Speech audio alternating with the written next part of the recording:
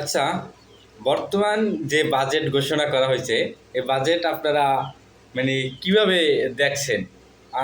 আমি যদি একটু মানে ছোট মাথা দিয়ে একটু ব্যাখ্যা করি যে এই বাজেটটা মানে কাদের জন্য মানে কি একটু বলা যায় যে কাদের জন্য ভালো এবং কাদের জন্য অসুবিধা।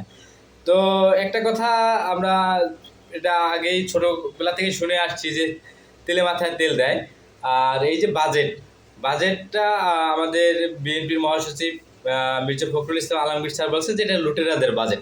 কথাটা একদম 100% সত্য যে এটা লুটেরাদের বাজেট।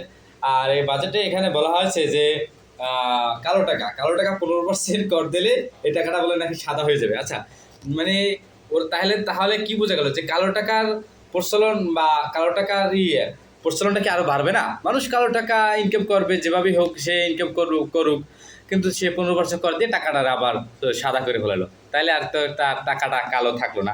তা এতে আমরা বুঝে গেল কি যে দুর্নীতি কি আরো বাড়বে নাকি কমবে। এবং যেহেতু এমনিতেই আমরা জানি যে বাংলাদেশ বিশ্বের যে দুর্নীতিতে চ্যাম্পিয়ন, কিন্তু এখন এই যে বর্তমান যে বাজেট তাতে তো দুর্নীতিতে আরো চ্যাম্পিয়ন, আরো ভবিষ্যতে আরো চ্যাম্পিয়ন হয়ে মানে চ্যাম্পিয়নের পর যদি কিছু থাকে তাহলে সেইটা হওয়ার আশঙ্কা থাকবে।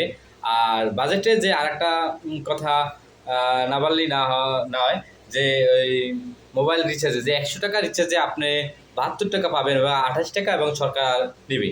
এটা কোন ধরনের বাজেট এবং কোনটা এটা মানে আপনার দৃষ্টিতে এটা কেমন বাজেট? আর একটা কথা হচ্ছে মানুষ বিয়ে করতে ভয় পাচ্ছে যে বাজেট দিচ্ছেন, তারপর আবার বাজেটের পর আবার এক বাজেট দিচ্ছেন যে বিয়ে করলে 50,000 টাকা মানে সরকারকে দিতে হবে যদি অনুষ্ঠান করেন বা মানে এবার 50,000 বিয়ে করলে আপনার 50,000 টাকা দিতে হবে। এমনি মানুষ বিয়ে করতে পারতেছে না যে কোনো কারণ অকারণে, তারপর আবার 50,000 টাকা দেবে। 50,000 টাকা তো এমনিই নেই, আবার বিয়ে কিভাবে 50,000 টাকা দেবে?